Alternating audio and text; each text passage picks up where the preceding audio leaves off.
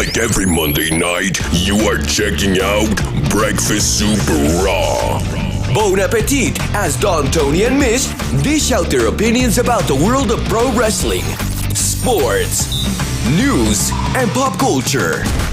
Breakfast Super Raw. And now, your host, Mish and Don Tony.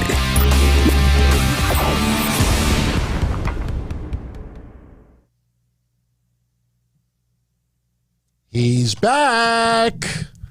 He's back. And no, I don't mean just this guy, but he's back. Welcome, everyone. Breakfast Soup Raw, May 10th, 2021. I want to thank everybody for tuning in. I am Don Tony, which means he is Anthony Missionary Thomas. What's going on, DT? What's going on, everyone in the chat? How you all doing? Pretty good, pretty good. You know, listen, shout out to our live family and friends out there. I apologize, but I kind of screwed up one thing before we went live. The latency is set to normal, which is great for everybody who's live because that'll be no issues as far as buffering or anything like that. But because of that, there's like a 7-second delay. So I don't think it'll interfere with the show tonight, but usually I like to do the ultra low latency. So the minute I do this, somebody can immediately go back and do this. So, Mish, how you feeling? I'm all right, man. I'm hanging in there, you know, just dealing with some issues, some physical issues and stuff like that. It'll all be sorted out soon, though. So I'm looking forward to that. Yeah, my thoughts are with you. You know that.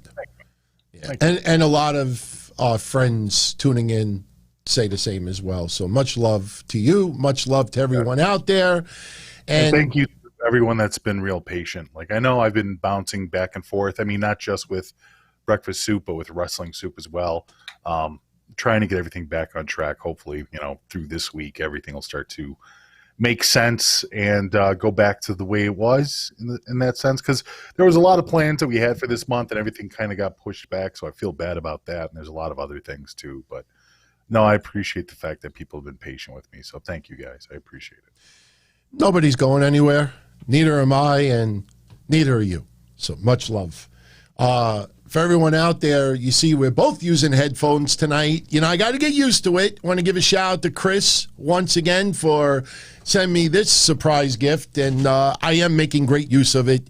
You'll see as the days go by, the audio quality will get better and better and better, so I could fine-tune everything and even hear, like, even a little bit of subtle burps when I drink. I'm not even going to drink carbonated water on the show anymore because I listen to it back and I'm like, even a little subtle, you're like, people hear everything. So, but hope everybody's doing well. Shout out to SoFlyBmOrE, sending thoughts your way as well.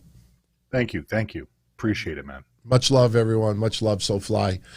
All right. Well, Mish is not the only person back tonight. As you saw earlier today, Jinder Mahal, as some of you remember, known as Jinder Mahal, is back. And in the spirit of Hulk Hogan, if you say your prayers and you eat your vitamins, you could one day be as big and strong as Hulk Hogan. Well, as you saw tonight, the Singh brothers, they said their prayers, they ate their vitamins, and oh my God, they got so goddamn big. Look at the Singh brothers there. Look, yeah. They're praying, they eat their vitamins. Yeah, that's what it is. It's their vitamins. That's what they're all taking, DT. They're all taking some of those special vitamins tonight. So, what do you think of the new pairing of Jinder Mahal? You know, what is it? Sandy and Larry and Curly? And no, it's Veer and Shanky. Veer and Shanky. Shanky. What the fuck name is Shanky?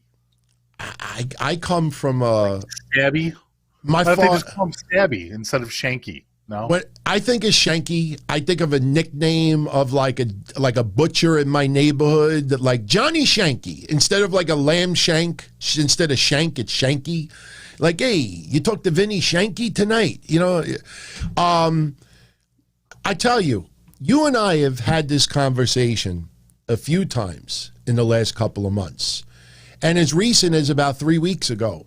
And the one thing that we brought up is I can't remember another time in WWE's history, as far as me watching wrestling, not talking about the 50s and the 60s, but as far as myself watching wrestling since 79, I don't remember any other period of time where WWE had this many big men on the main roster. And technically, they just added 3 more. If you really think, I mean, obviously they're not tremendous in size, but yeah, I think they would be on the plus size department. It is incredible how many big men, you know, it's almost like somebody going on eBay and they start like making a collection of a certain thing and they want to just scoop up every one of the same. And it seems like WWE is trying to scoop up every behemoth out there in the world of pro wrestling. I mean, it's just monsters. I mean, just sign Lance Archer when he's free. Maybe, well, Miro I wouldn't put in the land of the giants. But my God, I mean, you actually look at Raw and SmackDown's roster and look at all of the plus size guys there. This is old school. These are monsters. This is how WWE and most of us grew up with WWE, is seeing larger than life wrestlers, larger than life characters. And now they're kind of going back to that. I think there will always be room for smaller guys, and obviously 205 Live is still a thing for some of us, you know, and still people enjoy NXT, which has a different range of sized characters down there as well. But I think for the most part, WWE going back to basics is not a bad thing.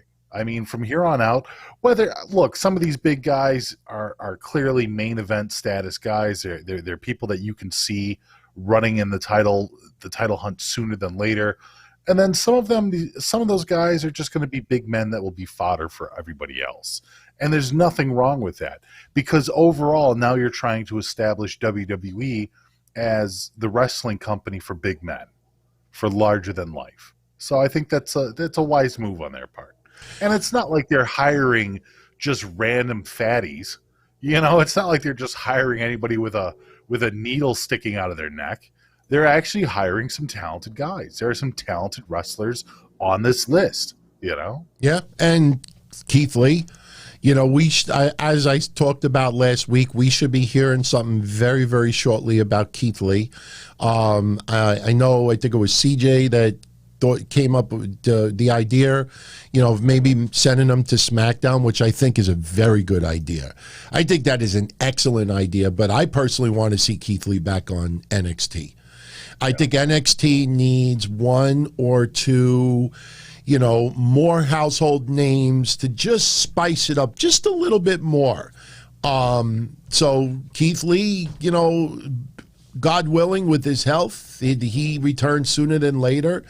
You know, and we still, I mean, you know, the only thing you got to worry about is with this many big men, you know, people are getting on the sidelines. I mean, look at the Viking Raiders. I mean, they came back, they beat Shelton and Cedric 2 weeks in a row, right? And they can't even get on Raw.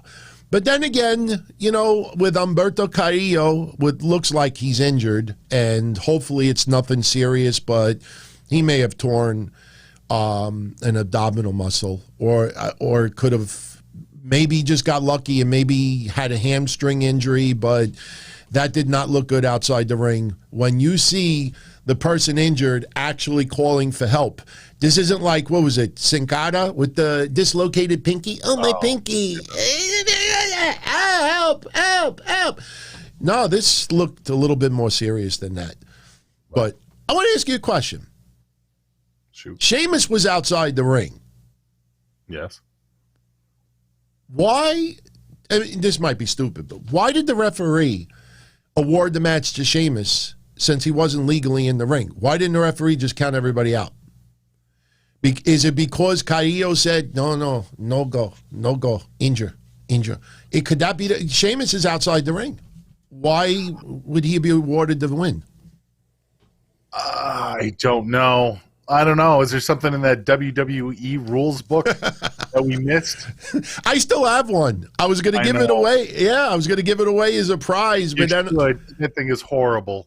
WWE plays by their own rules when it comes to the refs. We've noticed it for a long time. I mean, we've made this comparison more than a few times where the ref makes a bad call or something like that. If enough people bitch about this, DT, that's exactly what they're going to do. Is they're going to have the ref make a bad call. So I hope it's nothing serious. It's my decision. Yeah, well, that too. So yeah. Speaking of, I hope it's not serious. Shout out to AS7607. My God, I mean, we're the official show for like hospitals. I mean, she's back in the hospital. This time she's with her grandma, having some chest pains, heart palpitations. God bless her, she's 86 years old. You do not take any chances. My father is a perfect example. I mean, my father, look, I was going to post this picture today, just as a shout out for everybody with Mother's Day. Happy Mother's Day to my mom, for all the moms out there, for those that are still with us physically, and for those that are in spirit. You're still here because your memory, your legacies are carried on through your great children. And, look at my mom. 4 years ago, she was pronounced dead in St. Francis Hospital, and somehow they got her back to life. And then my father, 3 months ago, my father goes for a stress test, triple degree black belt, perfect in shape.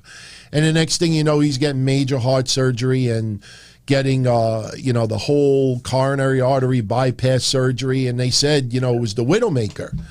So you never take that for granted. So, I don't know whose decision it was to take grandma to the hospital, but she's in good hands. And I want to hear good news the next time we do a show, Wednesday, Thursday. So our thoughts are with you. You know that.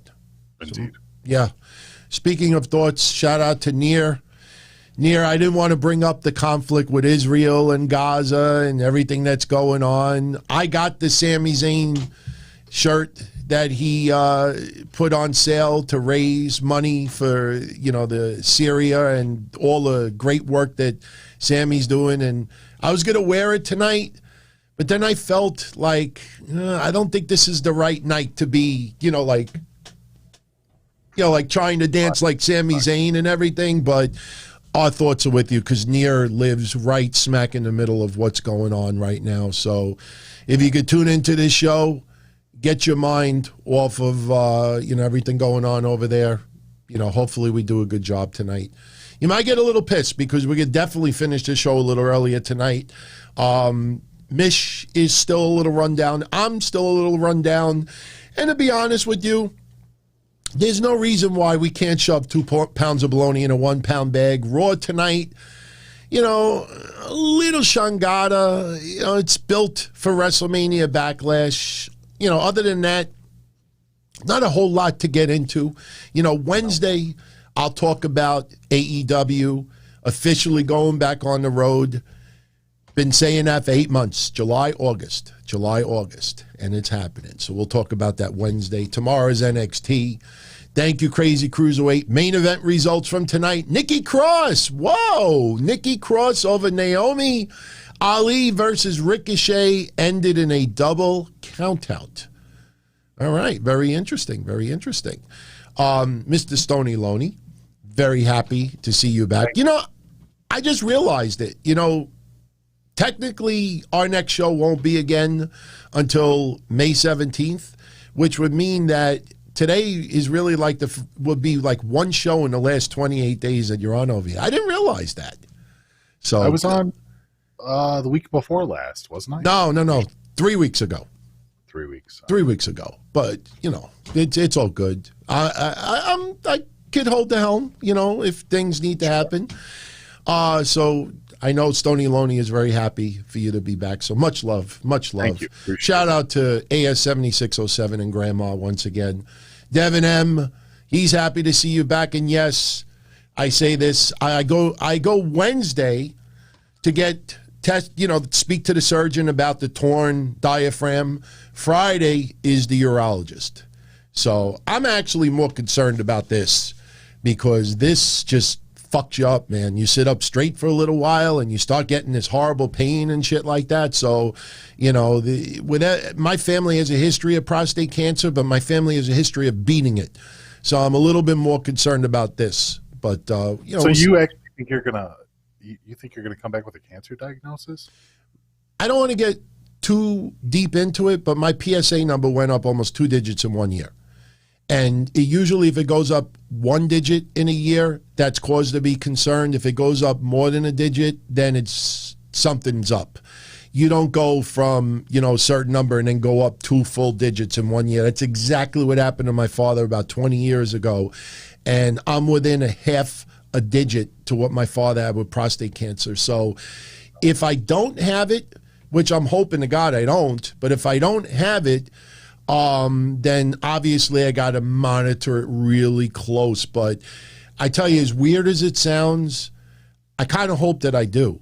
I'm not kidding. Not for attention or hits or anything like that, but I don't think I want to go for another year, going through the year and wonder in the back of my mind, did this shit now turn into the C word? You know what I mean? Like, if I got it, I'd rather get it now, bang it out, do what I got to do, because the mental shit fucks you up, Yeah, cancer fucks you up. More than the mental shit, cancer fucks you up. So I wouldn't go wishing that upon yourself. No, I don't want to be, but if it's going to happen, I'd rather it happen now than a year from now or 2 years from now, because then I gotta have it on my mind for the next 2 years, and that shit I think would drive me crazy more than anything. So, but let's get back to wrestling.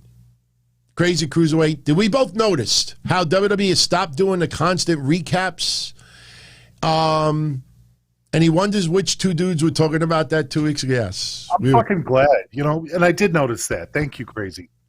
I did notice that even tonight. WWE has a horrible track record with the recaps, but I think they'll go back to doing it again because that's just kind of what they lean on. So if they don't have a lot of content for the evening, or if they can't stretch something out, WWE will go back to this filler, and these fillers being more and more of these recaps, as opposed to using filler to promote Eva Marie, or using filler to promote NXT, or using filler to promote other things besides those two. It's something that they'll go back to. It's a WWE trope at this point. I'm glad that they're not doing it as much now. The time that WWE should be giving us recaps is on Monday after WWE WrestleMania Backlash. That's when there should be a ton of recaps, because I know that they don't show the footage. They stopped doing that, 10 years ago, 15 years ago. Now all they do is they show stills of the actual event that happened. But that's good enough. That's what you need to recap. You have the audio of the announcers and the wrestlers going, and then you put up stills of the images that happened at WrestleMania Backlash. Don't get me wrong. I'd like to go back to actually watching some of the footage, but I think that in WWE's mind, if people see the footage, then they won't purchase the network to watch the pay-per-view. I'm not sure what the thought process is there in 2021. But yeah, no, thank you for the notice on that crazy weight. Crazy weight. Crazy weight. I still remember Mean Gene Okerlund in the late 80s, early 90s with WWF, when it was King of the Ring or WrestleMania and others, they would have this special report, and he would recap almost the entire pay-per-view, and you'd see the still shots, and even later on in the 90s and the early 2000s, you'd still see still shots, but they would play a little audio in the background. You'd only see a still frame, but you would hear boom and things like that. So I like the special, take 5 minutes out, 10 minutes out, do the whole, special report thing. The difference now is they want to do that and commingle it with promos. Well, it makes sense. Okay, so the way that they usually have it structured is that they'll play the replay of the pay-per-view match that pertains to whoever's coming out on TV next. Or let's say if Drew or Bobby come out on Monday night, before they come out or during their entrance, or maybe even when they get in the ring, then they'll start showing snippets of the match beforehand. That's smart. I understand what you're saying about having like a Mean Gene Okerlund do a special show, but there's no announcer in WWE right now that could really carry a show like that and do that pay-per-view night after coverage. So if they're going to continue doing it, that's fine. I just think that they need to get away with the stills, throw the stills away, go back to actual motion. Let us see the parts of the match. You don't have to show the whole match, and WWE's never done that. You know what I mean? So I don't understand why they're so terrified of playing their own stuff on their own show. It's not like it's going anywhere else. But I digress. The only time that replays are significant are the day after a pay-per-view. And other than that, them doing it every week, just from the week before, sometimes from the hour segment before, it gets ridiculous. Yeah. VJ, I did hear those rumors about SummerSlam in Massachusetts. I've heard a few states, and it goes back to what we talked about last week, that WWE is going to return to touring, and for the most part, they're going to take advantage of the summer and try to go outdoors as much as possible. And remember my comparison to TNA. When they were doing a feud with Global Force Wrestling, they were getting all the baseball stadiums. And obviously you got to worry about weather. Weather is definitely an issue. And, you know, some of those outdoor stadiums, you got to be careful. And another thing that I will bring it up, and I'll keep bringing it up because, you know, let's be honest. I mean, pretty much what we've been saying was going to happen with COVID and coming back to the little normalcy as far as wrestling is now happening. But the one thing you got to keep in the back of your mind is a lot of these arenas, a lot of these stadiums, a lot of these buildings, they have to have employees.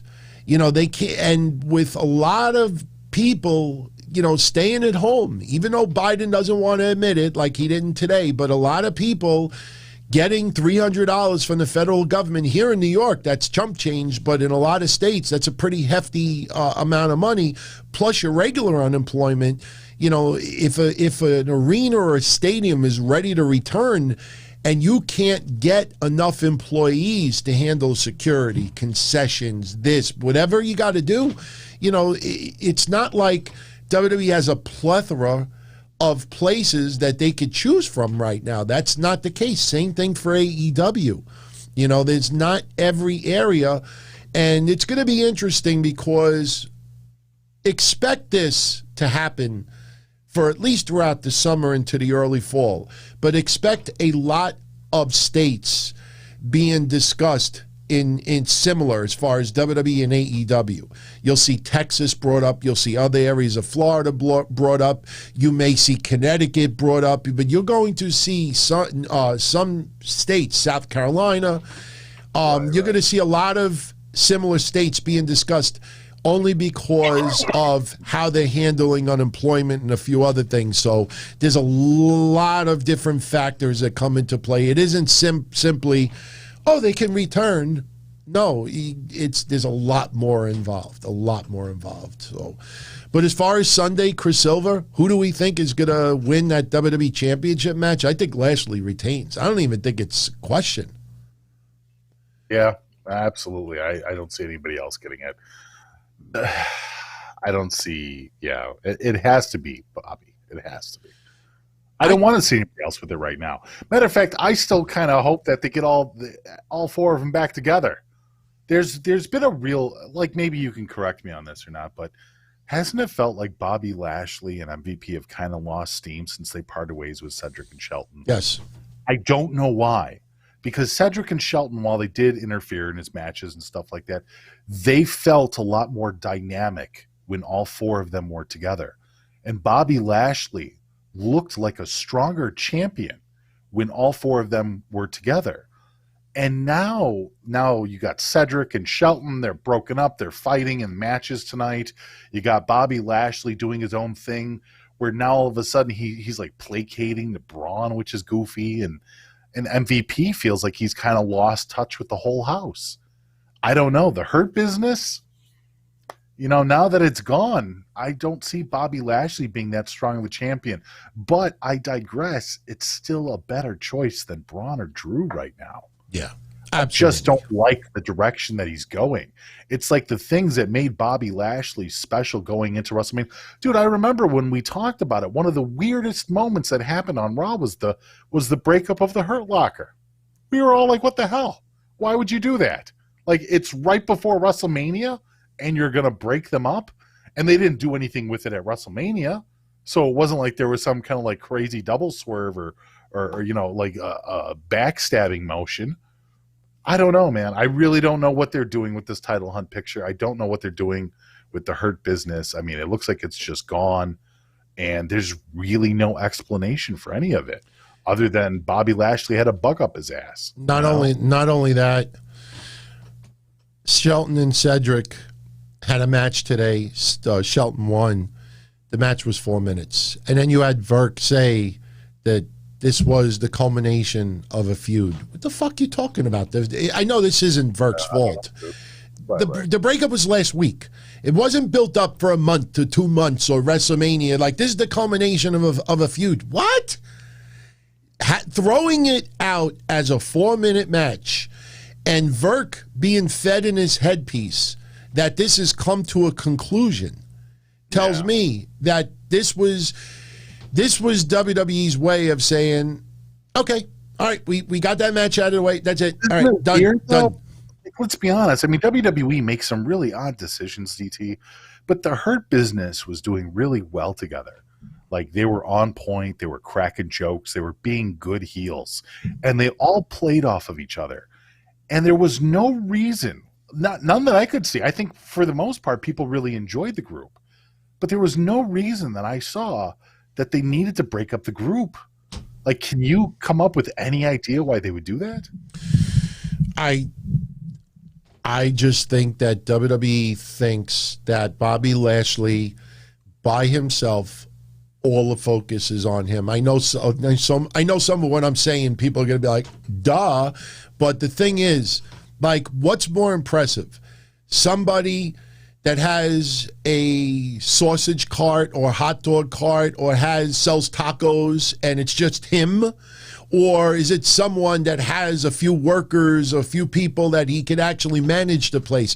I think Bobby Lashley, surrounded by others, makes him look that much more superior. Right. Put him by himself, I mean, it just looks like a loner. You put him, surround him again. Plus, when you have the Hurt business and he is the leader, if you don't have anybody with you, you're not a leader. Let me ask you this. Do you think we're missing the perception, what WWE sees? And do you think that they see MVP and Bobby Lashley as another version of Paul Heyman and Brock Lesnar? Maybe. I mean, I personally think that with Bobby Lashley by himself, it's easier for them to write because you see how Strowman attacked Lashley today. Right. You would have to try to justify why Shelton and Cedric weren't out there trying to help him. Like, every time you want to do something to Bobby Lashley, you have to explain Shelton and Cedric, or you got to deal with them. So if he doesn't have an entourage with him, then it's like, oh, he's by himself, so he can get laid out, and that's it. You know what I mean? Like, you don't even see MVP trying to hit anybody with a cane anymore. You know what I mean? He just stands there. Bobby! Bobby! But that's what I think it is. I think it's just so simpler to write when Bobby Lashley is by himself. And I want to just segue into Alexa Bliss. I don't know what's more annoying, hearing this on loop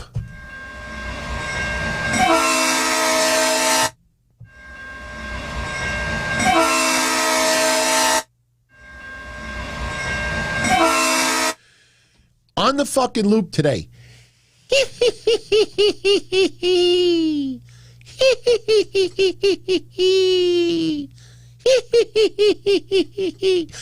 Let me ask you a question, seriously. And I want everybody to think about this and understand. Mish and I think Alexa Bliss is nailing it with a character.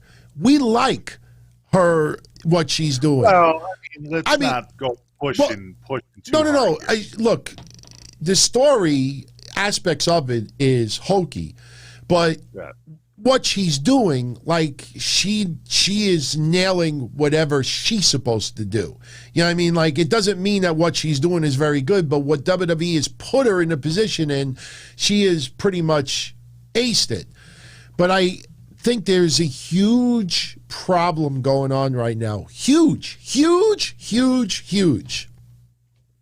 Raw tonight opened up with a 6-women tag team match. Asuka, Mandy Rose, and Dana Brooke versus Charlotte, Nia, and Shayna. Right. During the match, because it's Thunderdome, and because they don't put the cameras... See, again, some of you that don't know how Thunderdome works, which, believe it or not, you'd be surprised how many still don't. You can have the whole swing setup being set up while the beginning of the women's match is going on. No one in Thunderdome could look at the rampway and be like, oh shit, they're setting up swings. Whatever people that are on Thunderdome, what they see on their computer screen is what we see at home. So they could literally have something 10 feet away, and as long as a camera does not face that position, no one in the arena has any idea what they're doing. So the women come out for their match. While they're in the ring, they set up on the rampway Alexa Bliss with the swings. And we got her coming out, and she says that she didn't mean to interrupt, but she was focusing on one person. We'll talk about who we think that person is in a second. But all the women are acting all creeped out by Alexa Bliss. And the fucking puppet with a soundboard, the same goddamn soundboard sound, just like Friday, like I said, with the Roman Reigns, you suck. It was 2 soundboard clips, and all they kept doing was, you suck, you suck, you suck. It was the same thing. So here's my problem with this. And again, it's not Alexa Bliss's fault. This is all WWE's fault. I ask you this, Mish. If we're not afraid as fans, storyline, if we're not afraid one iota of Alexa Bliss and the fucking puppet, if we're not creeped out one iota of Alexa Bliss and the puppet, how are we supposed to believe that the WWE strong women superstars are creeped out by this? Because do you want me to answer this like a WWE shill? No, I want you to answer WWE shill. Well, let me just add one thing. Back in 1990, when the Undertaker debuted, a lot of fans in the crowd were pretty scared at the gimmick. That's why they would always flash the little kids and others, and everybody looked really concerned. And, you know, some of us, Papa Shango, some of us were creeped out by it. The point is that fans were creeped out by it. So when the wrestlers were creeped out, it made sense. But in this case, no one that I know is creeped out, scared, things that they just think like, Alexa Bliss is doing a great job in her character. Where am I wrong? Or answer it in the WWE shill and how you feel about it. So if I was a shill for the WWE, I would say you had to be there, DT. It was more frightening to be there to see Alexa Bliss than it was to watch it at home, because you had the safety of your TV screen. But if you were there, the fear.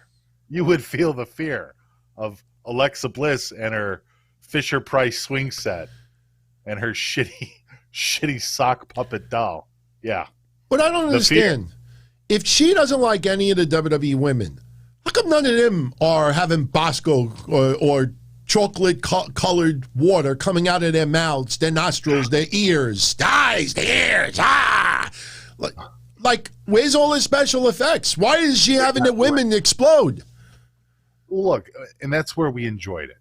when Alexa Bliss was fucking around with Randy Orton, when she was screwing with him and they had the Bray Wyatt stuff, it wasn't even scary then, but it was funny. It was funny in a hokey B-film horror way. That's why people enjoyed it. They didn't enjoy it because they were actually getting scared of Alexa Bliss. Whatever creative person thought for a second that the Randy Orton, Alexa Bliss, Bray Wyatt feud was scary to anyone really needs to go back and check themselves. Because the reality wasn't that it was scary. It was that it was hokey. It was amusing because it was so off the wall. It wasn't normal WWE stuff. It was goofy. And they ruined it at WrestleMania, and I don't even need to bring that back up. But the whole idea of it was fun. It was a stupid ride. Randy seeing evil Randy in the mirror. Randy shooting up like black pudding out of his mouth and then getting shot in the face with a fireball. It was amusing. I never said it was a good storyline. Never in a million years did I admit that it was a good storyline. But for what it was amusing. Now, the problem is you don't have Randy Orton no more. You don't have Bray Wyatt no more. There's no direction for Alexa Bliss. There's nothing that makes sense to her being this character now. So it's like, let's play devil's advocate here. And let's follow the storyline. The storyline told us that Alexa Bliss doesn't need Bray Wyatt because she had an evil demon as a child who was her best friend. So Bray Wyatt happens to have control of the demons or the fiend, but Alexa Bliss, which he didn't know about, the demon didn't know, or I'm sorry, the fiend didn't know that Alexa Bliss had her own demons. And now Alexa Bliss's demons are coming back from kindergarten in order to do what? Where does the story make sense? Because it doesn't. Look, having fun with stupid, silly WWE things, it's fine. There's nothing wrong with that. But you have to have some continuity. There is absolutely zero continuity right now for Alexa Bliss for anything in the future. I don't know where they're going to go with the storyline. There is no definition to her character. Her character only existed because Bray Wyatt existed. Her character only existed because Randy Orton was the foil. Now what is she doing? She's just a creepy girl with a demon puppet from kindergarten? I don't know, man.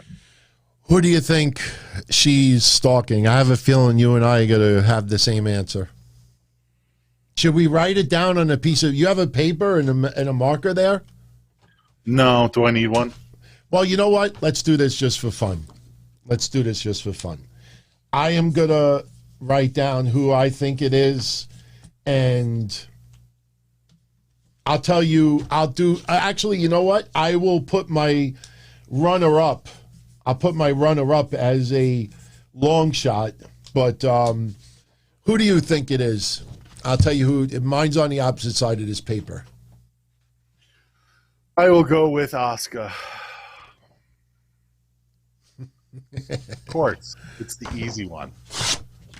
It's totally easy. If you wanted to do a wild card, somebody else out of the women that were in the match today, my very odd pick is behind this one. Who would you go with? As like even though if it didn't make sense right now, who would you choose out of the 6 women that were in the match besides Asuka? Probably Nia, because there's history there. Okay. Oh, it's Shayna. Oh, I'd love that. Shayna kicked the shit out of Bliss. Oh, yeah. Nia, though, now that Bliss has magical powers, if she went back after Nia again, it'd kind of be a throwback. But you know what? That's me thinking too deeply again, thinking that WWE remembers 2020, but, 2019. Yeah. See, Shayna, if I was her, I would just bite the head off of Lily. Just bite the head, and you know what? They could actually, like, make the teeth like they have at night now, but use, like, candies, like mints or certs, and just shape it the right way, and just have Shayna bite the head and get like a whole bunch of the teeth in her mouth, and she's just chewing on them, even though they're certs, and she just spits them all over the floor. I think that would be fucking epic. Shayna would just drop trowel off camera so where you can see a silhouette of her, and you'll see her taking a giant shit on the fucking doll, because that's what Shayna would do. The only reason why I think Asuka is because they got to get Asuka out of the women's championship picture. Because as long as Rhea Ripley has that title, or anybody with the championship right now, it feels like Asuka will always be around it. And since Charlotte is always around it as well, they gotta somehow figure out how to get Asuka away from the championship picture. And I remember that match where Asuka got all creeped out by Alexa Bliss, and I can't help but to think back to that because that just felt like an unfinished storyline. That's the only logic I could come up with. I'm just trying to turn this into something logical, and that's the only logic I could come up with. That is a good logic. I'm going to go with simple logic. They can have Asuka lose and people will still like her. That's a simple logic. Asuka can lose all the time and people will still like her. So why not have her get buried by a Bliss in order to boost Bliss up the door, you know? It reminds me of Carmella and Asuka. Okay. You know what? You remember they needed to try to figure out how to elevate Carmella, and they couldn't do it straight up clean, so they needed James Ellsworth to basically help Carmella along the way. And look, let's give Carmella credit. She is substantially improved her in-ring work. She is fine right now. Back then, not so much. So Alexa Bliss, the only way that she could really get one up on Asuka, you know, especially with her limited ability, is with the Hocus Pocus storyline. And WWE is running out of time with this Hocus Pocus shit. Only thing that I think WWE could do, and I know this is something that a lot of fans out there really would love to see, is for Asuka to come back with her alter ego, put on the white face paint, and maybe that does something to try to offset Alexa. Maybe Asuka can bring out her Oni. So for your weeboos out there, they'll know exactly what the fuck I'm talking about. But maybe Asuka can have an Oni, and her Oni can go around and kill Alexa Bliss's doll. Yeah, and we don't mean Oni like some type of belly button, like an innie or an outie. It's not a belly button, so I don't know. We'll just have to wait and see. We'll have to wait and see what happens. But the baby faces get the win today. Asuka with the Shining Wizard pinned Shayna Baszler. And I have something to say about Friday's match in a second. But after the match was over, Charlotte laid out Asuka. And to divert attention from that almost immediately, Rhea Ripley doesn't get involved at all. But instead we have Alexa Bliss and the fucking soundboard repeating over and over again. I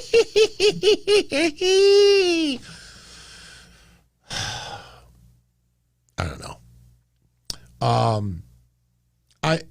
I tell you another thing I didn't like today. What's with the obsession all of a sudden with grown-ass adults and tomatoes? Like, I mean, I understand 2 weeks ago was comedic and everything like that, but it's almost like even bad cartoons wouldn't do this over and over again. Not even Wile E. Coyote would do that. Last week, they try to use tomatoes and they accidentally hit Randy Orton. Tonight we get a 6-man tag match and 8-man tag, excuse me. And right away you have Jaxson, Ryker, and Elias like, oh, I know what we could do. Look, tomatoes. Can we stop with the fucking tomatoes already? I mean, I feel like I'm in high school. I don't even think we would do that in high school. Like if we failed the first week and everybody laughed at us, I don't think we would be going back the week after with like tomatoes or eggs or spitballs. I mean, even when we used to throw the eyeballs and the hearts, you know, a lot of you know the infamous Main Street incidents growing up D'Antoni in school. But, you know, you did it once or twice and that was it. Even if you failed, that was it. You know, you throw snowballs at a car or a bus going by, you missed. That's it. You're not going to sit there and wait for the next bus. I just think it's cringe, just like Austin says live right now. Shout out to Austin. But But then, the big news is, oh my God, AJ Styles has a goatee now. He shaved the side. Who the fuck cares, man? I mean, the only thing good about that match is that after the match was over, because of the heat in the storyline and the hatred over the years in storyline of Randy Orton and Kofi Kingston, for those that didn't see Raw tonight, Riddle, Randy Orton, and New Day teamed up together to beat Jaxson, Ryker, Elias, Omos, and AJ Styles. Right. Obviously, Omos and AJ Styles didn't get pinned, but still, Randy Orton, he decides after the match is over that he RKO's Xavier Woods, he RKO's Kofi, and Riddle, how are we supposed to make friends if you keep doing this? I thought Randy Orton was going to RKO Riddle tonight, and that was going to be the end of it. I was expecting it too. I was kind of surprised he didn't. I was kind of like, what the fuck, Randy? You left the one guy you're supposed to RKO in the ring standing. What's the matter with you, Randy? That's the guy you're supposed to attack. Come on. Yes. I want to like you, Randy. Just take out fucking Riddle. Can you do that? Can you do that for me? Just take out Riddle. I'll be happy. Oh, please, God. Please don't give us a storyline where the New Day tells Riddle, you have to make a choice, us or no, him. Randy, no. No, it's no, Randy, no. That's the referees. I have to get into, no, Randy, no. I hate the fucking referees. But I'm telling you, I have a fear that, and this is the thing that pisses me off about wrestling also. Like, you mean to tell me for the entire week they can't, text each other or email each other or DM, super chat, live chat, Discord? Like, they wait a full week because you know what's going to happen. Next week, we'll probably have Riddle see New Day in the back and, bro, that's not cool what your partner did to us last week. Like, you wait fucking 7 days just like Gulak. Just... You're going way too I know, but Gulak, he waits an entire 7 days. Why'd you shove the rose up my ass? Instead of fighting, how about we have a phone call and then we'll go meet up at the Hooters for a couple of beers? Wings, You know what? I think Drew Gulak is sort of right. Drew Gulak said that's the first time in WWE history that someone got a rose shoved up their ass. But it's not the first time in WWE history that somebody got something shoved up their ass. The most infamous one is Vince McMahon in the hospital when Steve Austin, the stethoscope, and shoved it up. Yes, but... Didn't somebody else used to use a rose in WWE? Was it Rick Martel or Buddy Rose? Didn't somebody else used to throw a rose on their opponents? I'm drawing a blank, but I could picture the rose. I don't think. Well, Ravishing Rick Rude never came out with a rose. Oh, Rick Martel. Rick Martel. Didn't Martel do something with? He had arrogance. He had the cologne. Yeah, he had the spray, the perfume. But I thought he had a rose at some point. And I don't know about Playboy Buddy Rose. I remember he had the blow away diet, but didn't he do something with the rose too, or no? Eddie Guerrero gave China roses. Yeah. I don't recall Eddie Guerrero going out every week with roses in his hand. He might have shoved it up her ass, but we'll never know. Yeah, and I don't remember any bad gimmicks in WCW. Like, they had the Gambler and, but I don't remember anybody as the florist. You know what I mean? You would think back in the 90s that would have been a bad WCW gimmick. They had the Gambler. They should have had the florist. They should have had somebody with a florist come out.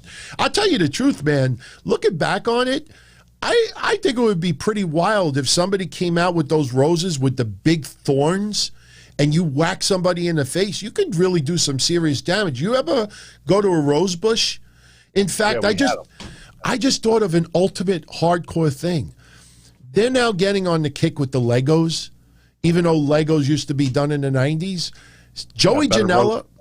Yeah, Joey Janela. I don't think he listens to the shows, but Joey Janela or someone else that does hardcore, you seriously got to consider putting a big rose bush or big thing of roses with the thorns and everything still attached and lay down in the ring. Somebody needs to get slammed on the fucking the roses. Would be great if it was a women's match on a bed of roses. You know what I mean? I'm Yeah, just saying. that would have been great for Britt Baker and Thunder Rosa.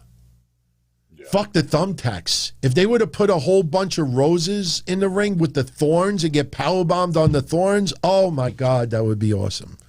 And the trick is you don't actually have to leave the thorns in there. You can cut most of them off. Well, you want to see the thorns go into the back and everything like that. Well, I mean, you don't want to. Yeah, you don't actually want all of them to be thorned up, though. No. You slim it down a little bit, like they do with the barbed wire. You sand a couple of tips off, Yeah. But, I wanted to mention this, too. I know we're kind of going back and forth, but honestly, Raw was the go-home show to WrestleMania Backlash. We're going through some of the matches as we discuss this, but, one thing, I should have done it at the very beginning of the show. Want to give congratulations. I know a lot of you out there know Julian Cannon, friend of the family, and does a lot of awesome interviews, does wrestling, podcasting a little bit as well. And you might have some of you will remember Julian when we were doing the WrestleMania Jeopardies last year. We did them with John Krause. He was hosting those Jeopardy-like episodes, but him and his wife Fidelina, I think that's how you pronounce her name, they're expecting their first child in October. Landon, wanted to make sure I get it right, Landon, and congratulations, soon-to-be parents. That's awesome, man. If you wanted to see Julian Cannon, he was the guy who went with us when we had Wrestling Soup at Comic-Con in Chicago, C3. So he was one of the guys. He was literally our right-hand guy. It was myself, John, and Julian doing the panel for Wrestling Soup here in Chicago. So. Awesome. I also want to give congratulations to Gangrel. Gangrel just got engaged. So, yeah. So I had the picture of both couples, but I forgot to put them in the computer, so I'm sorry. But little controversy today. I brought up an idea on social media, and I'll tell you the truth, man. I'm going to tell everybody straight out, I think I am going to start tweeting ideas again in wrestling, because I see a funny pattern that's going on, and a lot of you out there are my policemen, and you pointed out as well. There are people out there that watch Raw live, SmackDown live, NXT, AEW live, and they never put their comments out right when the show happens or something happens. It's only after, when podcasts are out there for 6-12 hours, then suddenly they come with these brainstorm ideas that happen to be discussed on our shows beforehand. And yes, a few people out there, not even a question, they tune into our shows. So I come up with a lot of ideas on these shows, as does Mish, and I noticed people pointing out to me, like 12 to 16 hours later, there's a certain couple of people that almost word for word write it on their social media, and everybody's like, oh my God, what an amazing idea, and this and that. And a lot of you have been telling me, put individual clips here, because there's a lot of gems buried into the episodes. So I'm going to start doing that shit. And I put an idea on social media today that I know no one came up with beforehand. I don't know if it's going to happen, but it's just an idea. Velveteen Dream was backstage at Raw today. We don't know why he was there. We don't know if he's going to be on the Raw roster. We don't know if he's going to ultimately be released. But if you all remember, I said last week that before the end of May, we would know something substantial with Velveteen Dream. That's what a friend of mine told me. I don't know where it's leading. I honestly could not tell you if he's going to end up being on Raw or not. I can't. All I know is that the person that I talked to, I said, hey, anything going on with Dream? You should find out something substantial by the end of May, before the end of May. So he was behind the scenes at Raw today. So I was thinking to myself, okay, if Velveteen Dream debuts on SmackDown, I could imagine all of the tweets, and trust me, I think of this long and hard before I talk about it. I imagine all the cancel culture tweets to Fox directly. How could you put this guy on Fox regular TV? And I can imagine WWE forcing to pull this guy off of SmackDown because of all the cancel culture going after Fox. Not even WWE, going after Fox. And you know Twitter, if it trends, they're going to put more attention on it because that's what Twitter does. They capitalize off of the cancel culture. So then I thought, okay, if you're going to put them on any brand, you put them on Raw.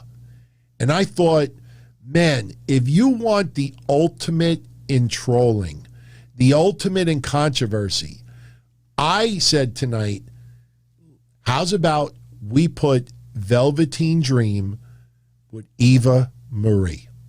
Yeah. What do you think of that? Because I brought this up last week. You got people out there that, first of all, what do you think about Eva Marie being back? I mean, she's not a supermodel. Right. She's a role model. Right, but isn't it supposed to be sarcastic? No. You don't think They that 100% no. They 100% mean to put her out there as everything that they're pushing her as. She is supposed to be a role model. It is supposed to be disgusting to many of us. I think WWE is putting her out there as a troll job. Right. I was talking about this on Thursday. You know, me and Joe even brought it up. He wants Eva Marie and Roman Reigns to be together. He thinks that would be an interesting move. And I kind of agreed. I'm like, you could have Eva Marie out there as his PR agent. But now that she's promoting herself as a role model and stuff like that, I don't think you put her with anyone. If anything, I think she gets a male valet. Right. That's how gross she'll get. I would put Velveteen Dream with her. I think that would be the ultimate.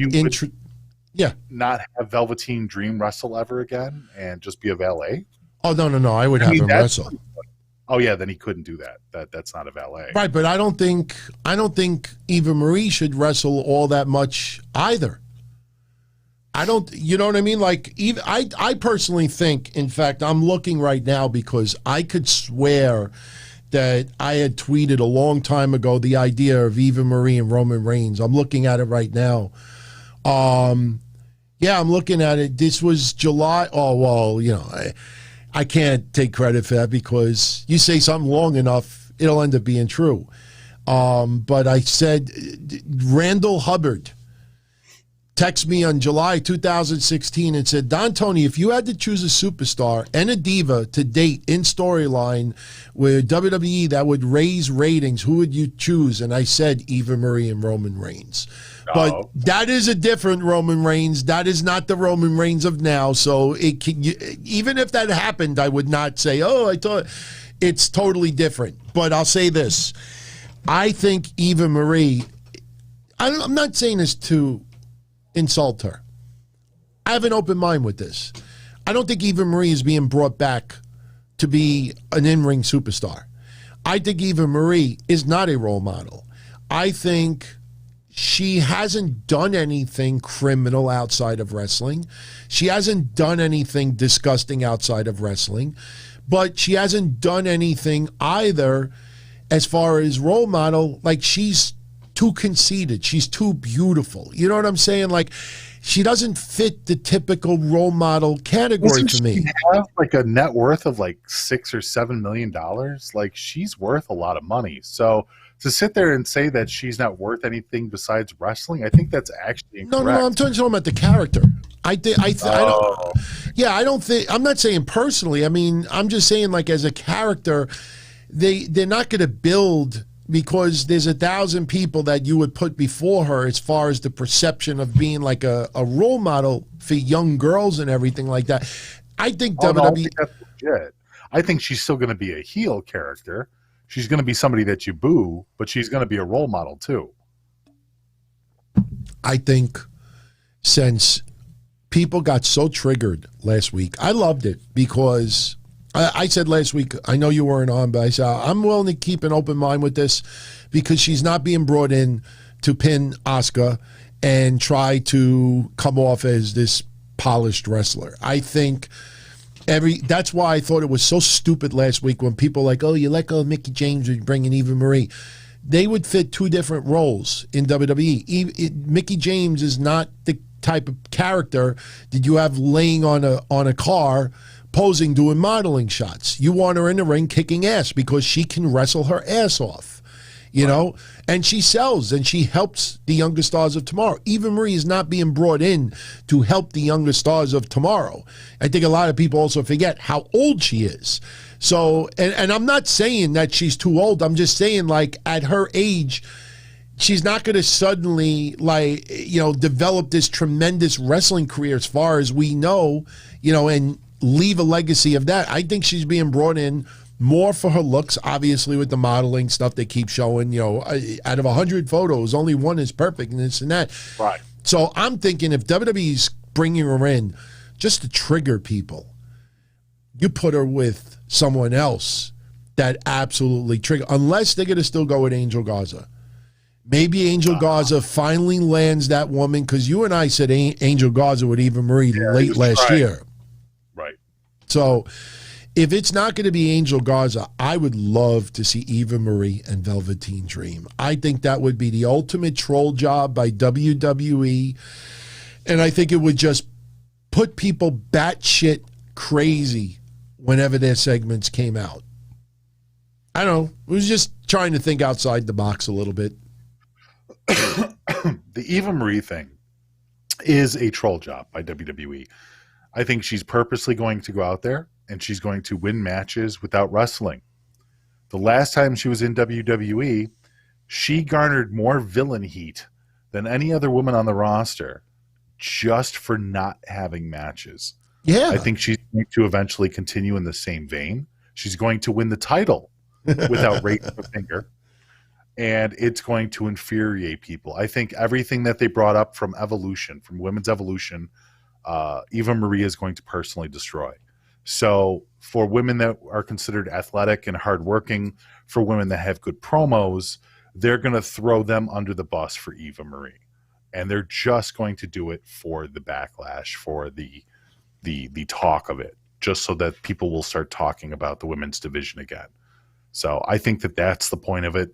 As far as her being a role model, yeah, I think she absolutely will be. It won't be for other wrestlers, but you know, she might end up being a little bit like a Sean O'Hare. You know, not necessarily a positive role model. A negative role model could work too. Maybe she says, you know, why date a guy who doesn't have enough money to pay for your lifestyle? I'm not telling you something that you don't already know, ladies. You know, stuff like that. Right, right. Well, you know, why shouldn't he give you half of his money? You've been there half the time. You know, like that's what I'm saying. If you work hard, you know, maybe you could one day be in the same position as me. You won't be as beautiful as me, and you won't, but you could come close. No, you got to be the other way. Like you should do it the other way. You should have her literally give women bad advice. Bad dating advice, bad ways to treat their significant others, bad ways to make money, lower people's standards, be completely superficial. If they make Eva Marie completely superficial while touting herself as a role model, it'll work. Look, I will tell you this much. Eva Marie has been at the Performance Center and she has been working out and taking some moves. But all of these people out there claiming that Eva Marie has like been obsessed and dedicating herself in the ring and this and that, those are people basically betting on the lottery, hoping that they hit the jackpot scoop. Just like the Becky Lynch, you know, report coming out this weekend, exclusive. Becky Lynch signed the contract. You know, they're playing. It's just reminds me of the AJ Styles situation once again. You know, either it is or it isn't. I think, again, I'm willing to give it I have an open mind with Eva Marie because I know she's not going to be the focal point of the women's division, and you know, let's see how they use her. You know, look at Reginald.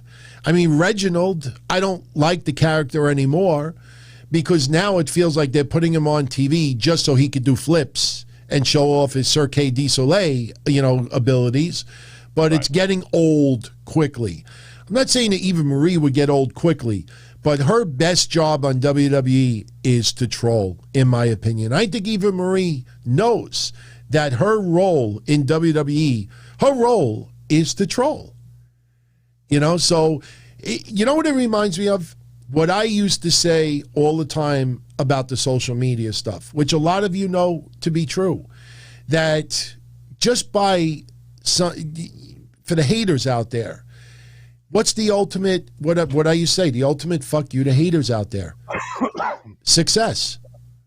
The ultimate F you to haters out there, people that don't want to see you succeed, don't want to see things go well, is success. You keep doing what you're doing, and people enjoy it. That's like rubbing salt on an open wound. And I think Eva Marie, the more she's out there, the more it just rubs salt on people out there that get triggered because Samoa Joe is released. You know? But even in our chat, Nur in our chat brings up, he's like, man, she should, if she's going to go down this route of being a female troll, of being a female devil's advocate, why not have her bring back the butterfly belt? That would be fucking hilarious. I'd be laughing. I don't know if it would be good. I don't know if it's good for business or if it would help her character, but if Eva Marie came out there wearing the butterfly belt, I'd laugh. That'd work for me. You know what? That would be great. Like Ric Flair in 1990 when he came out with the NWA belt and it was all like pixelated. She came out with the Divas title, proclaiming herself the Divas champion, and they pixelated it on TV because Diva is supposed to be a bad word. That would fucking be epic. Seriously. I don't think WWE would do that, but man, that's something pretty interesting. Have her come out with the Divas title. Proclaim herself the diva of WWE. Hey, people are saying I'm a poet and I didn't know it, and I said her role is to troll. Well, what rhymes with Eva? Diva. Eva is the diva of WWE. Eva's role is to troll. Eva the diva, her role is to troll. So there's 2 rhymes for you all tonight. Now, Chris, I don't think we should go that far. Baron Corbin is Universal Champion. And I think that's the ultimate troll job. Could Baron Corbin one day be a heavyweight champion? Anything is possible. Anything is possible. And the funny thing is, the one thing we have not yet had really is Baron Corbin as a babyface. Who the fuck knows what could... I don't want to see Baron Corbin as heavyweight champion. But... No. Stranger things have happened, and I can imagine if this guy ever became a babyface, Lord knows how the WWE Universe, I don't know how they would respond to that. I don't know. I have no fucking clue. I have no idea, man. But that's, right now I would say anything is possible, Chris, but definitely not thinking of that. So shout out to Joe Punches. Just sending love. Glad to see you tonight. He hopes Disney hasn't jaded us too bad because Moon Knight is looking good. Mish really looking into, I don't know what that is, adjust bases? Yeah. Okay. Yeah, go ahead. Send me some info, Joe. I'd appreciate that, brother. All right. And thank you. Thank you for the love. Appreciate it. And yeah, Moon Knight, all right. Actually, you know what, recently, because I couldn't watch the WandaVision. I didn't, it was all right. WandaVision was all right. But after hearing what Kevin Feige statements about that were was just kind of disgusting.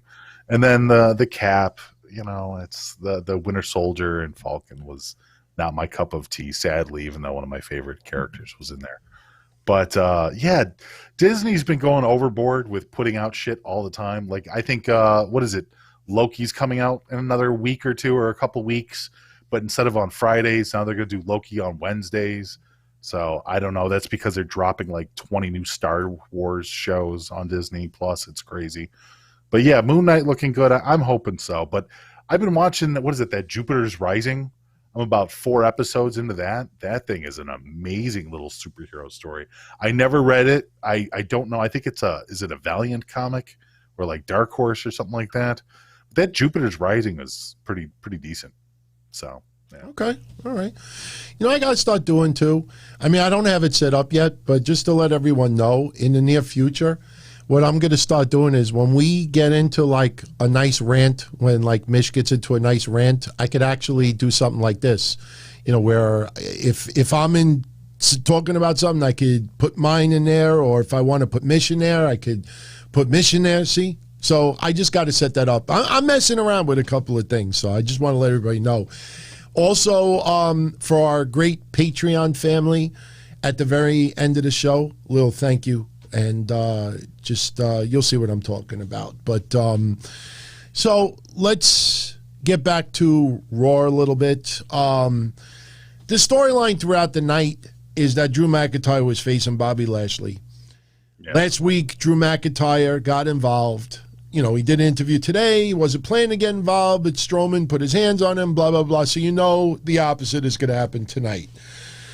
MVP trying to talk a little sense into Braun Strowman that Lashley would rather face Braun, and if he could take out Drew tonight, then he would have Braun versus Lashley, one-on-one Sunday, which obviously was not going to happen.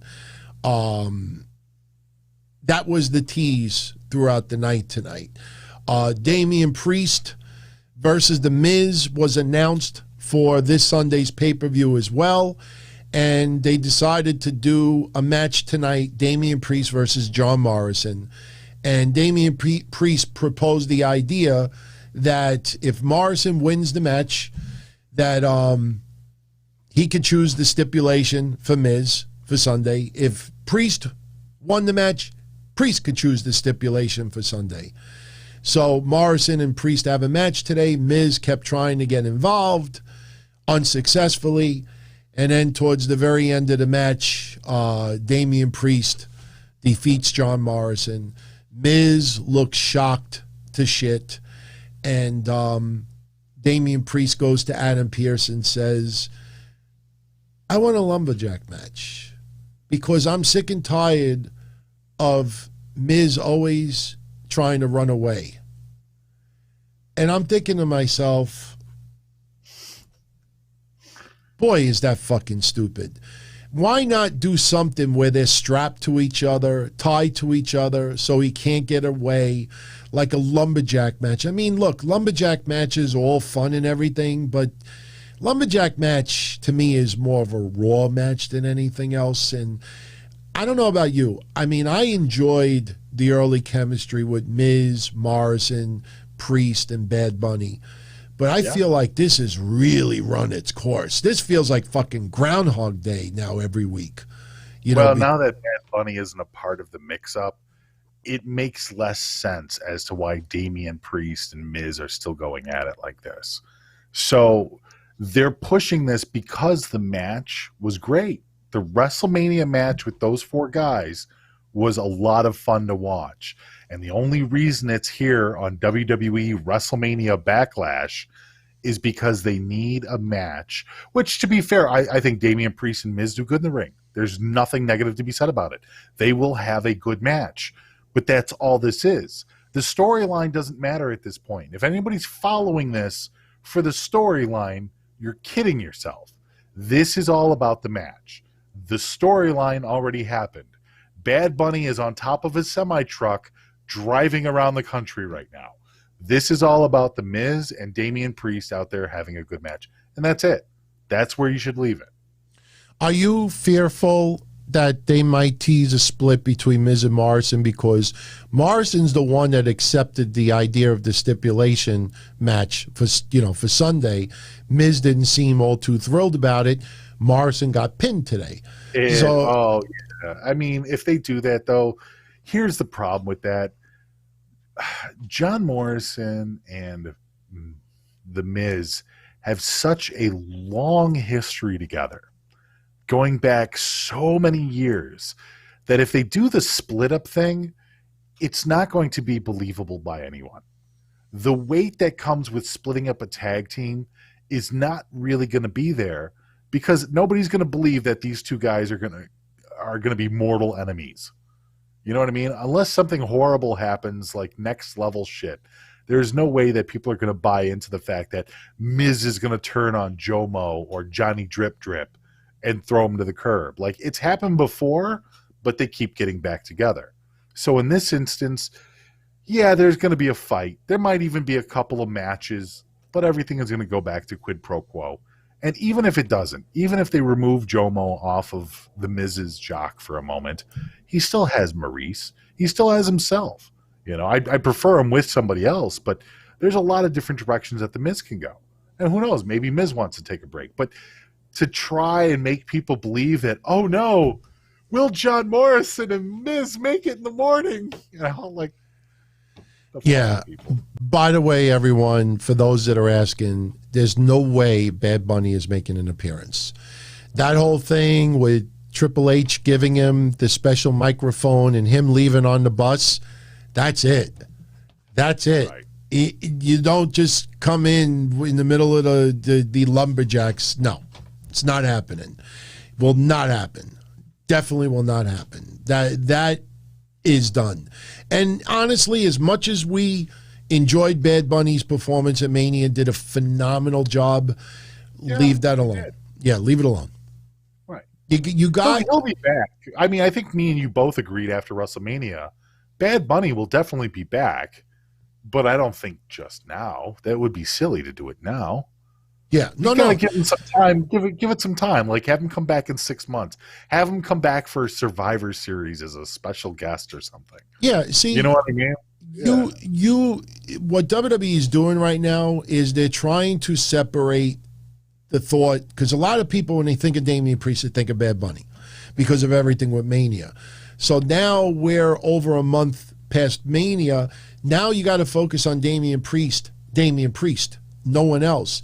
So right. The more time that goes by that Bad Bunny is not mentioned for the most part, the better it is for Damian Priest. You're not going to spend 5-6 weeks trying to focus on Damian Priest only and then suddenly bring Bad Bunny back to TV. Then everybody thinks about it again, and then you got to work a long time to try to remove that aspect of it. So there's definitely not going to be any Bad Bunny involved with this at all. So Jinder Mahal, as we said earlier, made his return tonight.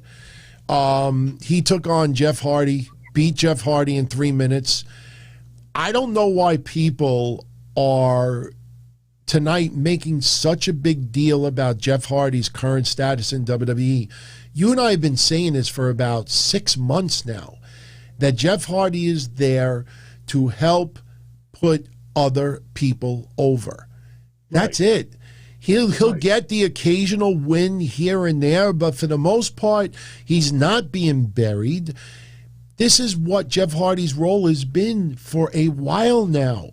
And to see him lose to Jinder Mahal tonight in 3 minutes, I think that's more on, people disliking Jinder Mahal than anything else.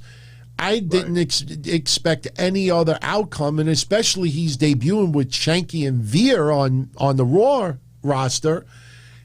The only way to win is to win and win substantially, and that's what happened tonight. I don't think anybody should be surprised by now of Jeff Hardy's current role in WWE. No, not at all. I thought there was a little bit of a background to it. The fact that, let's not forget that Jinder Mahal and Jeff Hardy did have a WrestleMania match. But I didn't think there was anything to it. Jeff Hardy losing was specifically to make Jinder Mahal and the cronies look better. Yeah. And I know what some people are going to say. Jinder Mahal is an older guy now, a veteran, and Jeff Hardy should be putting over the young guys. And I get it. But, really, who else are you going to put in that position tonight?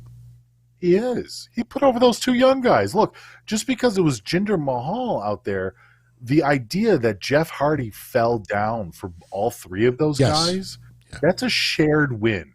I know it's whoever gets the win is the person that won, but in the sense of trying to debut people and make them look like something, Jeff Hardy's on the list already. So now they can move on to somebody else.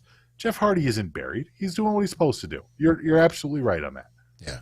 What do they want? Do people want Jeff Hardy to run around with the WWE title right now? Is that what they want? They want him to have the heavyweight championship? Because he's in no shape for that. He's out there doing what he's got to do. That's it. Look, I think a lot of people, because they see Jeff Hardy in still excellent physical condition, physically, visually, I think they forget how much his body is broken down over the years, and they want to think that we still have 2005 Jeff Hardy, where we have, I think people forget Jeff Hardy's been wrestling over 25 years. So Jeff Hardy having the occasional 5-minute match, even if they are a bunch of losses, you might see Jeff Hardy have a final run for a different promotion. That's possible. But, that doesn't necessarily mean that he should be killing his body anymore. I mean, I think people should just enjoy the fact that Jeff Hardy is still around, and he will get the occasional win. I'm more concerned tonight about Cedric and Shelton. More Shelton than anything else, because this almost felt like, okay, Shelton, tonight is the peak of the rest of your WWE career. That's what it felt like tonight. Winning a 4-minute match over Cedric, to me, it felt like, okay, when we look at the rest of Shelton Benjamin's WWE career, tonight might have been the beginning of this. And yes, I know it's been this for the last month and a half with the split, the breaking up of the Hurt Business. But I think Shelton Benjamin, for the rest of his WWE career, I think tonight, just like that time with Zack Ryder. Zack Ryder, had that one feud with Cena and Kane and everything. And I went on my show back then and said, for the fans out there that love Zack Ryder, bottle this. That will be the pinnacle of his WWE career. I don't care about him winning unexpectedly at WrestleMania in a Money in the Bank match or whatever it was. That was unexpected, and he lost it almost immediately after. But when I said that, people thought I was nuts. And people look back on it now and say that probably was the peak of his WWE career. Now, I'm not saying that tonight was the peak of Shelton's career. No. I'm saying that tonight is the beginning, unfortunately, is how I feel because of the way WWE's used him the last month and a half. I think tonight is the beginning of the downward, exit for Shelton Benjamin. I'm not saying they're going to treat him like shit, but I think you're going to see him get squashed. Yeah, I saw the same thing. I think Shelton is on his way out. That's all. That's what it feels like. And it's sad because I like his work, and he still could do it. He can, and he does. But, once they got rid of the Hurt Business and everyone is aimless now, they could have easily – see, that's the weird thing is if Shelton Benjamin is the reason why the Hurt Business broke up, then you replace Shelton Benjamin. If they broke up the Hurt Business and now Shelton Benjamin's leaving, I don't know. That whole stable had a lot of potential and promise, and now it doesn't. Now there's nothing there. So if Shelton leaves, after Cedric pins him a few times, that's what it's going to be. Near. During the show, I saw you became a channel member. I was able to get your name in there, so thank you. Big shout out to our channel members. Shout out early to our elite members. Much love as always. I wanted to bring up, too, something that confused the shit out of me tonight. Why are we being reintroduced? And by the way, we're going to wrap this up, everybody, in about 5 or 10 minutes. We've already gone 73 minutes, and we were only doing 90 minutes tonight, so we're almost out of here. So got about 6 minutes left. Why are we being reintroduced to the Lucha House Party? They never left TV. They've been on NXT, kicking ass, and they've been on TV getting championship opportunities. Why are we being reintroduced tonight as if we haven't seen them on TV in a while? Because they're an afterthought. I think that this is a smart idea for them to try and reintroduce them and maybe give them a little bit of an edge, maybe give them a voice, maybe start giving them an identity because they've just been Lucha House Party, DT. It doesn't matter who it was. It's just Lucha House Party. So if they're trying something, they're trying to open up the door for them, good. Yeah, Charlie, we're not talking about Mickey James and the whole Trashgate thing. If our Patreon family wants us to get into it tomorrow, because by now, I mean, that's pretty much old news. We've all beat that to death about the whole Mickey James thing. But Lucha House Party, they have misused them for a couple of years. Oh, for years. Yeah. I mean, just because I'm mi nome es Lindsay. My name is yeah, we know who you are. We've been on fucking TV, with the piñatas and NXT and with Kalisto and not with Kalisto and doing this and doing that. I mean, come on. I mean, it's not like they've been off TV for a couple of months. I don't know what the fuck that was today. Even if they are getting a push, you can't suddenly bury the last bunch of years of misusing these guys. Now we're all supposed to think that suddenly, I don't know what that was.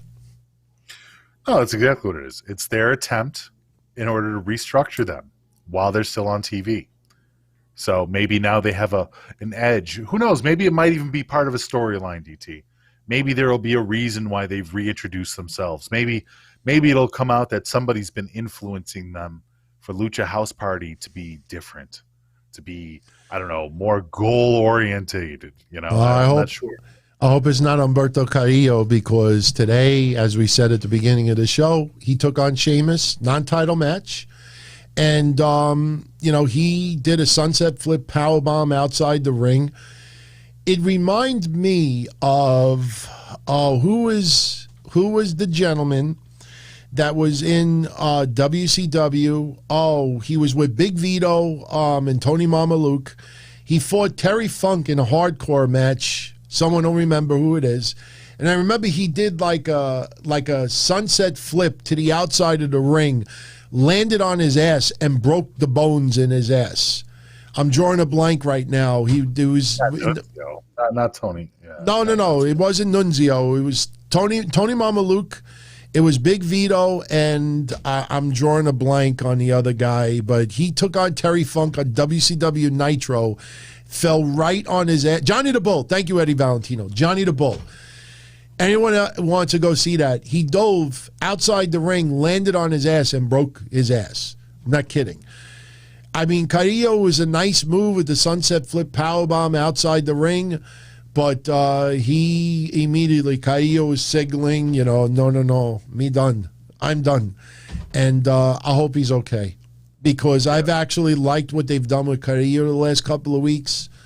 I have sung the praise for him before, and it's a shame. Finally get some time, and he might have a serious injury. I hope it's nothing serious. So, Rhea Ripley versus Asuka.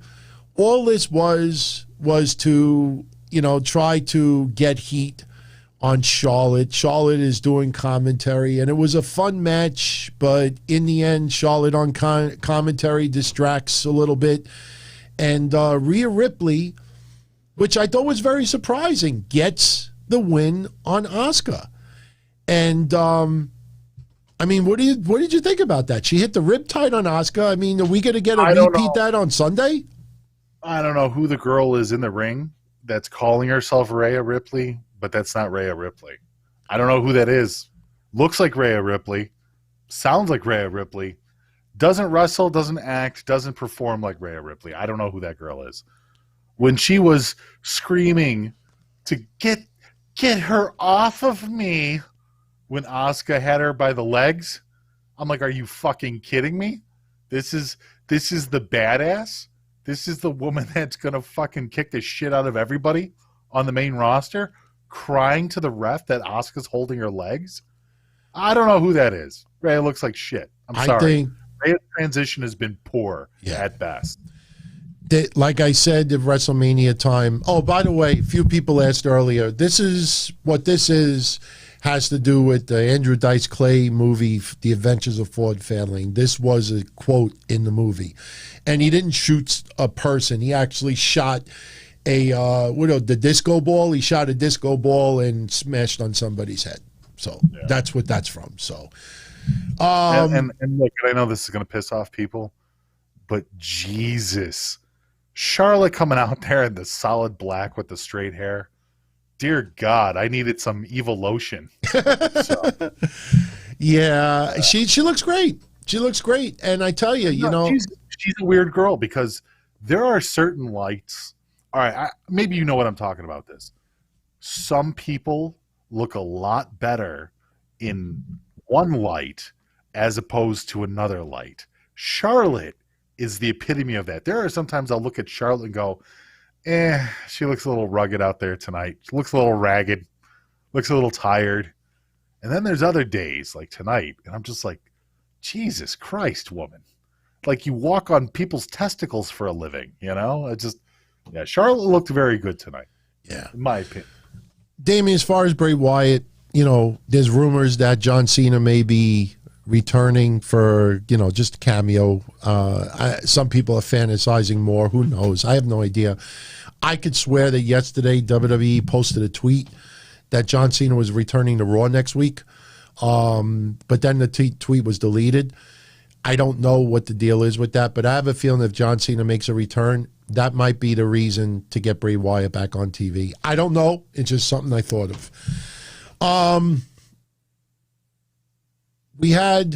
I'm saving one comment for the end. We had Bobby Lashley versus Drew McIntyre. As everybody expected, they're having a decent match. We're looking at the clock. It's 10:57, 10:58, 10:59. There's no overrun. Braun Strowman's music hits. And this is why I hate shit like this.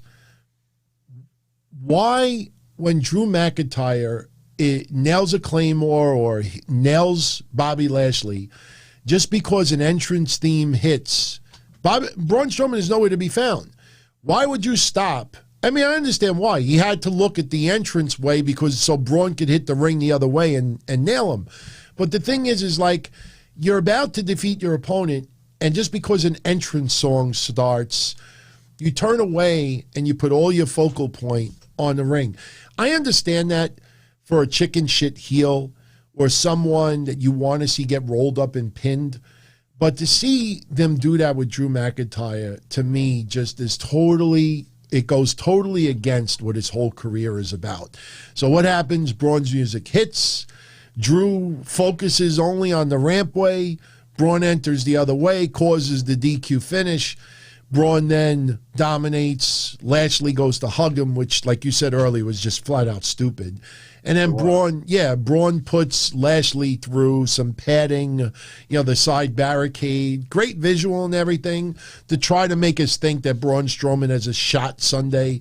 But as you and I said earlier, Lashley's retaining this. I think Drew and Braun end up beating the fuck out of each other at the very end, and Bobby Lashley steals a pin. In fact, maybe you even see something like Drew McIntyre hits the Claymore on Braun, about to pin Braun, and Bobby Lashley throws Drew out of the ring and steals the pin. I could see something as simple as that.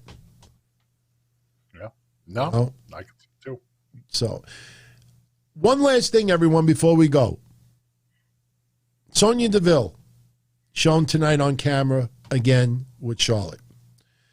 I think we're the only show that has been telling you for about a month now that Sonya Deville was going to have a power grab storyline with Adam Pearce.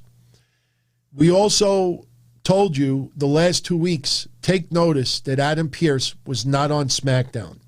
A very important moment where Daniel Bryan could be removed from SmackDown, a very important match for the WWE Universal Championship, and Adam Pearce is not there, and very conspicuous by his absence. Was absent for the match with Bryan and Roman, absent last week, but on Raw today. So just keep that thought in your mind. See if WWE ends up doing nothing with it. But again, if you look at the storyline of Sonya Deville making decisions for herself, remember, she made decisions on Friday with Teddy Long. Playa, she did that stipulation with Cesaro taking on Roman at the pay-per-view. I know we're not watching SmackDown today, but why would you put Sonya and Adam Pearce on the same show tonight where storyline-wise, Adam Pearce should have went right up to Sonya Deville? What the fuck did you do Friday? Right. I told you not to do this with Charlotte. You just did it again with Roman and Cesaro. They're on the same show tonight, and now what are they going to do? Bump into each other on Friday, and we're supposed to act like they weren't on the show tonight? I'm telling you all, remember what I just said, because you're going to see that stupid shit on Friday. Yeah. So, one other thing. Nia and Shayna Baszler taking on Natty and Tamina on Friday. Do you think the only reason why they're doing this Friday is because they don't want to reveal when Nia and Shayna's match is going to be for this weekend on the pay-per-view? Because they don't want to advertise it a week early where we're going to be like, oh, that fucking sucks. Do you think Natty and Tamina could win those belts Friday? Or do you think it's going to be a bullshit finish and it leads to a match? Bullshit finish. Yeah, bullshit finish. That's exactly where I would expect them to go with it. I mean, yeah, why would they win it on Friday and then lose it on Sunday? I don't see that, dude. I see bullshit finish. DQ, maybe too much violence in the ring, DT. Maybe that's what the ref will call too much violence. I got to see what happens Friday. I mean, I actually would like to see Tamina get the tag title. I really do. I'm not kidding. I've really gotten behind Tamina to get this title, but I just feel like this match being done for Friday instead of even the pre-show match for Sunday, I think they just don't want to announce what the match is going to be Sunday, and they just want to play it off that the title match is Friday, some bullshit happens, and then they announce, you know, who knows, maybe it'd be another gauntlet match on Sunday with Dana. Right. That's what it feels like.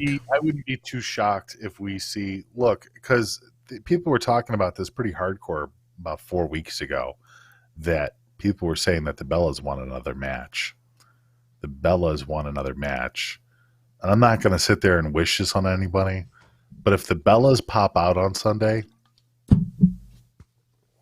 I mean, the Bellas, guys. It's the Bellas. No, thank you. No, thank you. I want to see Daniel Bryan on NXT, though. If he re-signs with WWE, I want him on NXT. Put him on NXT for a little while. Bring him on NXT. Put Keith Lee in NXT a little bit, and you're good. So, we'll see. We'll see. Anyway, Mish, I know you got to go, and I got to start wrapping this up, too. Get this online a little bit earlier. So, Mish, feel better. I know, you got a big day tomorrow, so, we'll talk. We'll talk tomorrow night. Yeah, I'll get all my results tomorrow, so I'll find out with everybody else. Thank you guys for being patient and supporting us. I do appreciate it. Thank you for supporting Wrestling Soup as well, and our Patreon and everything else like that too. So thank you guys very much. It means a lot to me to see all your well wishes, and I'll let everybody know what the prognosis is tomorrow. So good luck, my friend. I'll talk to you tomorrow, man. All right, take care, my friend. All right, bud. All right. Everyone, I want to thank you all for tuning in tonight. Hour and 38 minutes so far. Pretty manageable, I think. I just, not that I've been neglecting, but I've been wanting to do little things like this, and just fucking around with the page. But I want to give a special shout out to our VIPers over at Patreon. And someone had asked earlier how you could become a channel member here. You go to any description for any of the videos that I do over here, and you'll see a line that says become a channel member.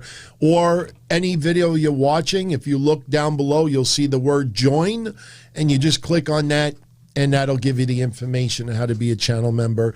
Everyone on Patreon tomorrow night, Mish and I will be on there for breakfast soup, and we're going to be doing off the cuff tomorrow.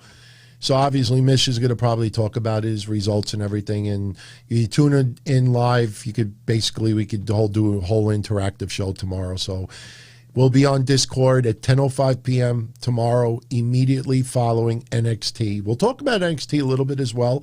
Now, this Wednesday, AEW Dynamite, right after that show, I will be live here recapping Dynamite. I'll also recap a lot of NXT.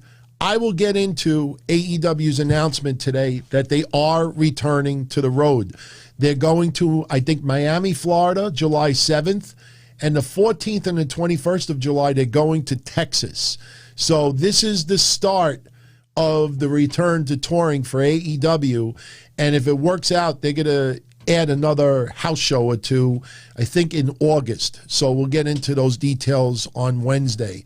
And I got a few other things to get into as well. So we got a pretty interesting night coming on Wednesday. But as far as WrestleMania Backlash, I will be doing predictions on Friday, part of the Don Tony Show. Friday we'll cover SmackDown.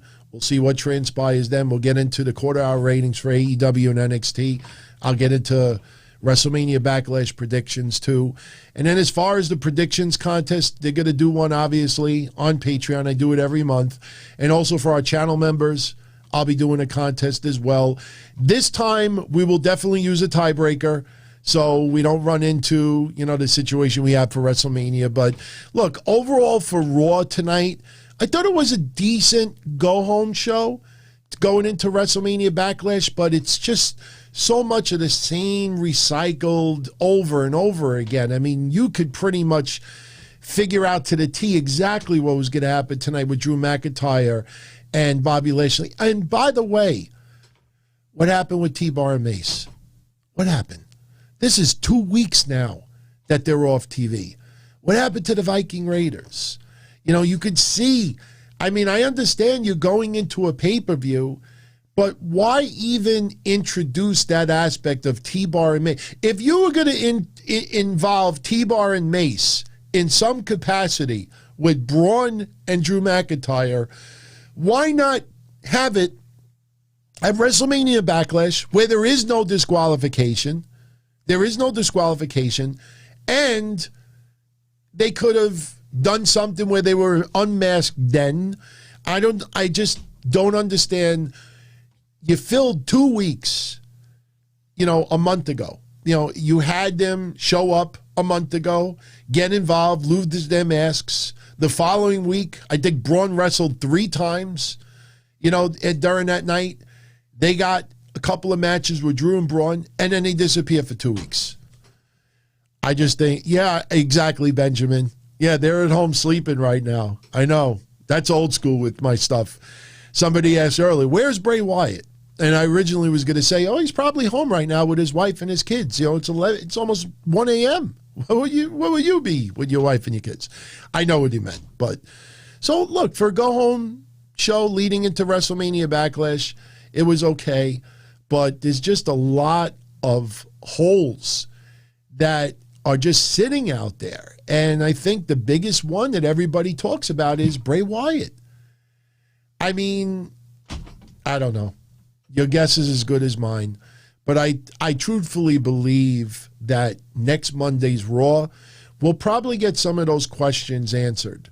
We'll see. Maybe we'll see Bray Wyatt. I'm telling you, I saw a tweet by WWE yesterday that said John Cena will be on Raw next week. And then the tweet was deleted literally 30. And I think it was just timing by me.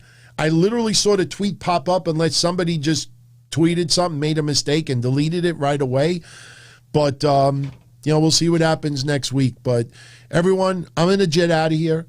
As always, if you enjoyed the show, it doesn't cost anything. Ooh, I'm telling you, I didn't wear headphones for up until last week, for the entire year plus that I've been here. Now with the headphones on, when you put little graphics like that, it literally tears your ears up. I never realized how bassy and loud that stuff is. But I would really appreciate if you enjoyed the show before you leave. Smash that like button, share, subscribe. And the more you do that, the more that tells YouTube you enjoy what we do, and they will recommend the shows to others. For those that are only learning about our shows, welcome aboard. We've been around for a very long time, but better late than never. I want everyone to have a great night. As I always say, be careful, stay safe. This virus, I'm telling you, the beginning of the end is here. It's going to be a linger for a couple of years, but for the most part, this pandemic will be over within the next month or so. July, August. I've been saying that since last September. July, August. And I'm not a genius. You could just figure out math. Once they came out with the vaccines and what they were promising, you could pretty much figure it out. Plus the summertime, I'm telling you, July, August, we'll have a new norm for a few years, but you will be able to return. It's going to be like a bad flu bug. I mean, it's going to linger around, and people are going to run the risk of still catching this if they're not vaccinated. But there's going to be so many people vaccinated and people who were sick before that now have antibodies. There'll be enough people where this will be a nuisance, but it won't be a pandemic. And for those, in the area of Israel and everything that's going on in the Gaza Strip, my prayers are with you as well. Stay safe. And, man, all this fucking turmoil and hatred in this world, I hate it. I hate it. Some people don't like that I got soft in their eyes. I don't know. But everyone be safe. Much love as always. I'll catch you all again for our Patreon family. I will be here on Tuesday night, Discord, and then Wednesday on YouTube for Wednesday Night Dynamite. So I know there was just a small screen, and believe it or not, that's a different cam. I have two cams going right now, so that's why the color might have been a little bit off. But I want to thank you for tuning in, and I'll see you either tomorrow on Patreon or Wednesday on YouTube. So much love, everyone. I want to make sure I didn't forget any super chats. No, I didn't. Good night tonight. All right, everybody. Be well. Talk to you soon. Ciao. All right, everybody. I know you could still hear me. I just wanted to thank you again for tuning in tonight. Had a great time.